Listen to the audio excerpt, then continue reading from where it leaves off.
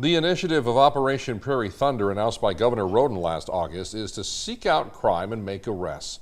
In tandem with the project, detecting possible illegal immigrants in our state. Tonight, Beth Warden gets an update from the state on the latest ICE custody numbers and talks to a local immigration attorney about the cases she's seen and what to do if law enforcement stops you in your car and asks questions.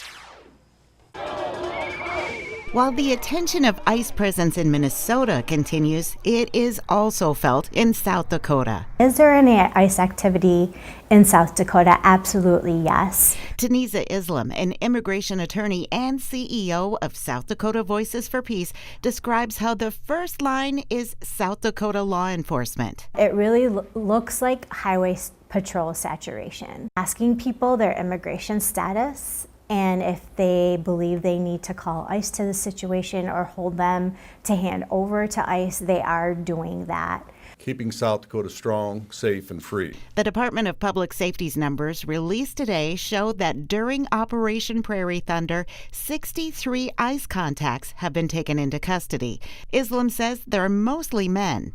Many leave behind wives and children. Islam describes a woman residing in South Dakota who she believes has no criminal history appearing in Minnesota for an immigration hearing. She was doing everything right by attending her court hearing. When she left the courtroom, she was detained and deported within a couple weeks, leaving behind a baby here in South Dakota. Islam says many are learning that ICE needs to show a judicial warrant in order to enter a home, a private section of a business, or a school without the person's permission. But what about being stopped in a car? She says there are 3 mandatory things to provide. In a traffic stop in South Dakota, there are 3 things we are obligated to provide to law enforcement.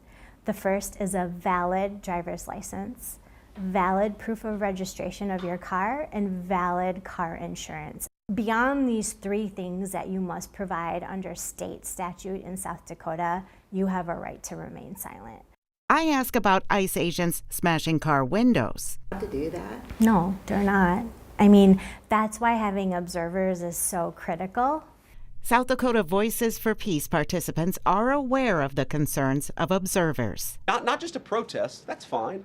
Not peacefully protest, but throw your vehicle in front of legitimate law enforcement officers and drive your car into them.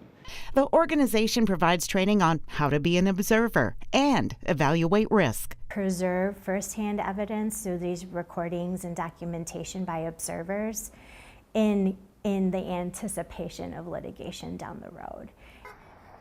In Sioux Falls, Beth Warden, Dakota News Now.